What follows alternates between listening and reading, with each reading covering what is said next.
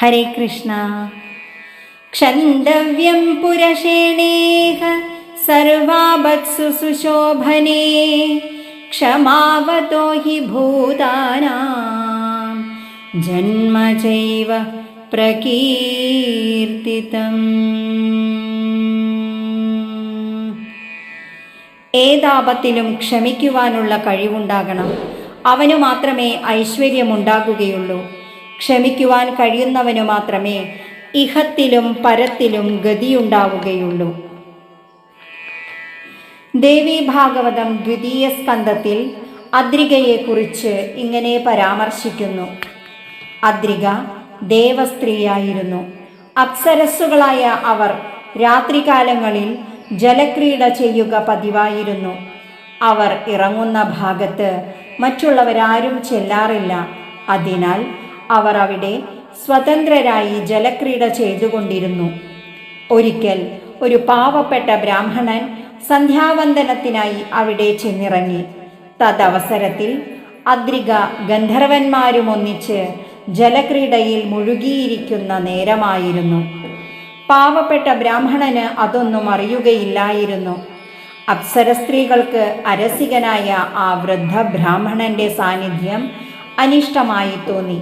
അതിനാൽ അദ്രിക വെള്ളത്തിനടിയിലൂടെ മുങ്ങിച്ചെന്ന് സന്ധ്യാവന്ദനം ചെയ്തുകൊണ്ടിരുന്ന ബ്രാഹ്മണന്റെ കാലിൽ പിടികൂടി. അദ്ദേഹം കാലു തെറ്റി കയത്തിൽ വീണു. കണ്ണു തുറന്നു നോക്കിയപ്പോൾ കാര്യവും മനസ്സിലായി. മത്സ്യധർമ്മം എടുത്തുവന്ന ധ്യാനഭംഗം നടത്തിയ നീ ഒരു മത്സ്യമായി പോകട്ടെ എന്ന് ശപിച്ചിട്ട് അദ്ദേഹം പുറത്തേക്ക് പോയി. അന്നു മുതൽ അദ്രിക മത്സ്യരൂപത്തിൽ യമുനാ നദിയിൽ വിഹരിച്ചു തുടങ്ങി. ചേതി രാജ്യത്തിലെ രാജാവായിരുന്ന ഉപരിചരവസു ഒരിക്കൽ നദീതീരത്തുള്ള കാട്ടിൽ നായാട്ടിനെത്തി. മൃഗയാവിവശനായ രാജാവ് കാട്ടുപുഷ്പങ്ങളുടെ പുതുമണവും കാടിൻ്റെ വശ്യമായ സൗന്ദര്യവും പ്രകൃതി ഭംഗിയും കണ്ടു മനം മയങ്ങി അദ്ദേഹത്തിൽ നിന്ന് രാജബീജം നിർഗമിക്കുകയും ആ നദിയിലേക്ക് പതിക്കുകയും ചെയ്തു. അദ്രിക എന്ന മത്സ്യം അതൊന്നുമറിയാതെ കൊത്തിവിഴുങ്ങി. അപ്സര സ്ത്രീയായതിനാൽ അവൾ ഗർഭം ധരിക്കുകയും ചെയ്തു. ഏറെ നാളുകൾക്കു ശേഷം ഒരു മുക്കുവന്റെ വലയിൽ ആ മത്സ്യം അകപ്പെട്ടു. ആ മത്സ്യത്തെ കൊന്ന് വയറു കീറിയപ്പോൾ അയാൾ സ്തംഭിച്ചുപോയി. അതിൻ്റെ വയറ്റിൽ 2 ജീവനുള്ള മനുഷ്യക്കുഞ്ഞുങ്ങളെയാണ് കണ്ടത്. ഒരാൺകുഞ്ഞും ഒരു പെൺകുഞ്ഞും. ഭയന്നുപോയ മുക്കുവൻ 2 കുഞ്ഞുങ്ങളെയും രാജാവായ ഉപരിചരവസുവിന് തന്നെ കാഴ്ചവെക്കുന്നു. എന്നാൽ ആൺകുഞ്ഞിനെ രാജാവ് ഏറ്റെടുക്കുകയും പെൺകുഞ്ഞിന് കാളി എന്നു നാമകരണം ചെയ്തു മുക്കുവന് വളർത്താനായി നൽകുകയും ചെയ്തു. രാജാവ് വളർത്തിയ ആൺകുട്ടിയാണ് പിൽക്കാലത്ത് മത്സ്യരാജാവ് എന്ന പേരിൽ പ്രസിദ്ധനായത്. ആ മത്സ്യരാജാവിൻ്റെ പിൻഗാമികൾ വിരാട രാജാക്കന്മാർ എന്ന് പ്രസിദ്ധരാവുകയും ചെയ്തു.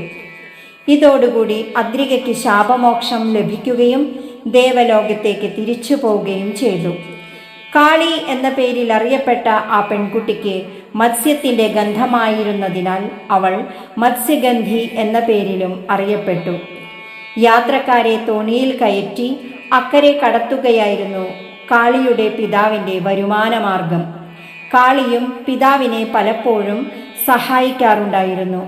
ഒരു ദിവസം പരാശര മഹർഷി ആ വഴിക്ക് വരികയും കാളിയുടെ സൗന്ദര്യത്തിൽ മതിമറന്നുപോയ അദ്ദേഹം അവളിൽ അനുരക്തനായി തീരുകയും ചെയ്തു.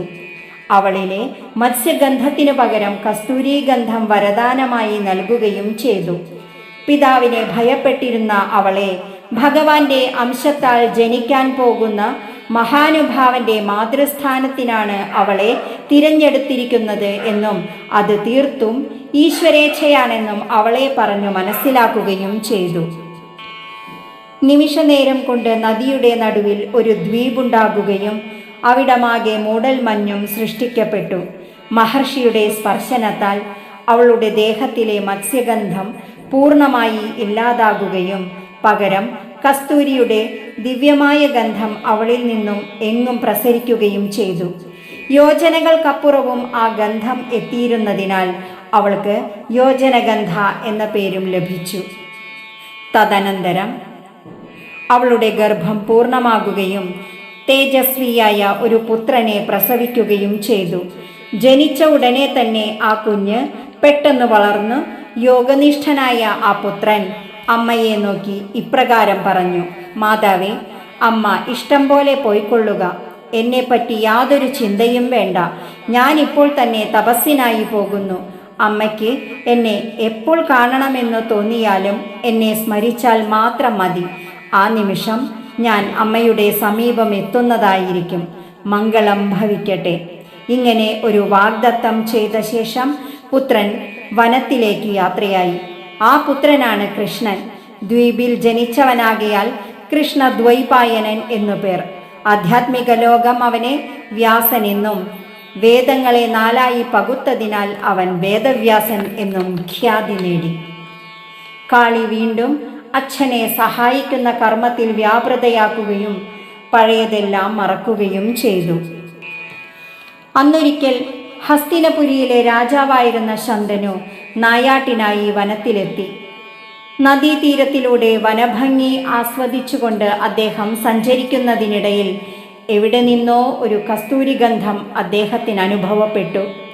അദ്ദേഹം ആ ഗന്ധത്തിൻ്റെ ഉറവിടം തേടി യാത്രയായി.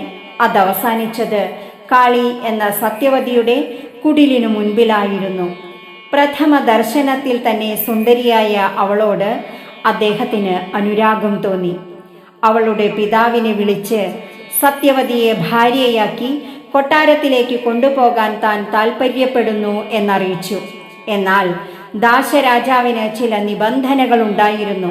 അദ്ദേഹം പറഞ്ഞു: ഞങ്ങൾ പാവങ്ങളാണ്, ധീവര സമുദായത്തിൽപ്പെട്ടവരാണ്. അങ്ങയുടെ പത്നിയാകാനുള്ള അർഹത നമ്മുടെ മകൾക്കില്ല. അവൾ കൊട്ടാരത്തിലേക്ക് വന്നാൽ അവൾക്കും അവളുടെ ജനിക്കാൻ പോകുന്ന കുഞ്ഞുങ്ങൾക്കും എന്തായിരിക്കും അവിടെ ലഭിക്കുന്ന സ്ഥാനം? താഴ്ന്ന കുലത്തിലേതായതിനാൽ അവർ അവിടെ ഒറ്റപ്പെടും. അതിനാൽ അങ്ങേക്ക് വിവാഹം കഴിച്ചു തരണമെങ്കിൽ എനിക്ക് ഒരൊറ്റ വ്യവസ്ഥയേ ഉള്ളൂ. അവൾക്ക് അങ്ങയിൽ ജനിക്കുന്ന പുത്രനെ യുവരാജാവായി അഭിഷേകം ചെയ്യുകയും പിന്നീട് അവൻ തന്നെ രാജാവാകുകയും വേണം. അങ്ങിത് എനിക്ക് സത്യം ചെയ്തു തരണം. ഈ വ്യവസ്ഥ അക്ഷരാർത്ഥത്തിൽ രാജാവിനെ ഞെട്ടിപ്പിക്കുന്നതും ധർമ്മസങ്കടത്തിലാക്കുന്നതുമായിരുന്നു. അദ്ദേഹത്തിൻ്റെ മനസ്സിലേക്ക് സുന്ദരനും പൗരുഷത്തിൻ്റെ പ്രതീകവും ധർമ്മിഷ്ഠനുമായ ദേവവ്രതൻ്റെ മുഖം കടന്നുവന്നു. അദ്ദേഹം മറുത്തൊരക്ഷരവും മിണ്ടാതെ തിരിച്ച് വിഷമത്തോടെ രാജധാനിയിലെത്തി. ദിവസങ്ങൾ കഴിഞ്ഞിട്ടും സത്യവതിയെ മറക്കാനോ സാധാരണ ജീവിതത്തിലേക്ക് തിരിച്ചു വരാനോ അദ്ദേഹത്തിന് കഴിഞ്ഞില്ല. അവളുടെ ഓർമ്മകൾക്ക് ആക്കം കൂടിയതേയുള്ളൂ. അത് അദ്ദേഹത്തിൻ്റെ ഭരണത്തിലും നിഴലിച്ചു. അദ്ദേഹത്തിൻ്റെ സങ്കടവും ആശയക്കുഴപ്പവും മകനായ ദേവവ്രതൻ ശ്രദ്ധിക്കുന്നുണ്ടായിരുന്നു. അച്ഛനോട് പലതവണ അന്വേഷിച്ചപ്പോഴെല്ലാം ഒന്നുമില്ല പുത്ര, എനിക്ക് എന്തിനേക്കാളും ഏതിനേക്കാളും വലുത് നീയാണ്, നീ മാത്രമാണ് എന്ന് പറഞ്ഞ് ഒഴിഞ്ഞുമാറി. പക്ഷേ ബുദ്ധിമാനായ ആ പുത്രൻ അത് ഉൾക്കൊള്ളാൻ കഴിഞ്ഞില്ല. അച്ഛൻ്റെ വൈവശ്യത്തിനു കാരണമെന്തെന്ന് ദേവവ്രതൻ മന്ത്രിമാരെ വിളിച്ച് അന്വേഷിച്ചു. അവർ പറഞ്ഞ വിവരങ്ങളെല്ലാം ഭാഗീരഥി പുത്രൻ അറിഞ്ഞു. ഇതാണോ കാര്യം? അച്ഛൻ്റെ ആഗ്രഹം അതാണെങ്കിൽ അത് നടത്തിക്കൊടുക്കുവാൻ സന്നദ്ധനായി ഞാനുണ്ട്.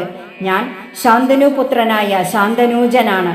ഇത്രയും പറഞ്ഞ് തൻ്റെ അച്ഛൻ്റെ ആഗ്രഹ പൂർത്തീകരണത്തിനായി ഭരതർഷഭൻ ഹസ്തിനപുരിയിൽ നിന്നും യാത്ര തിരിച്ചു. ജന്മം കൊണ്ട് രാജകുലത്തിലും കർമ്മം കൊണ്ട് ധീവരകുലത്തിലും പരിലസിച്ചവൾ സത്യവതി. ഈ യാത്ര ചെന്നവസാനിക്കുമ്പോൾ മാറ്റി എഴുതാൻ പോകുന്നത് ഹസ്തിനപുരത്തിലെ സിംഹാസനത്തിൻ്റെ ഭാഗ്യജാതകമാണ്. ദേവവ്രതൻ്റെ ജീവിതത്തിലെ സങ്കീർണമായ നിരവധി സന്ദർഭങ്ങൾക്ക് ഇവിടെ ആരംഭം കുറിക്കുകയാണ്. ഓം നമോ ഭഗവതേ വാസുദേവായ.